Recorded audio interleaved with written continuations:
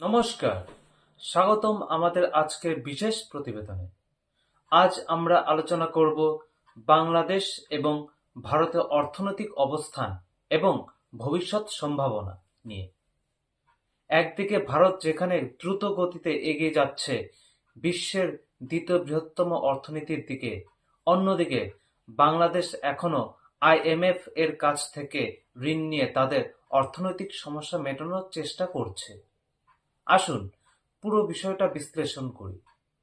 বাংলাদেশ, যেটি এক দশক আগে পর্যন্ত দ্রুত উন্নয়নের গল্প লিখেছিল, আজ আইএমএফ এর কাছে $4.7 বিলিয়ন ঋণ চেয়ে বসেছেন। তাদের সাম্প্রতিক অর্থনৈতিক প্রবৃদ্ধির হারও 2025 সালের মধ্যে 3.8% নেমে আসবে বলে অনুমান করছে আইএমএফ।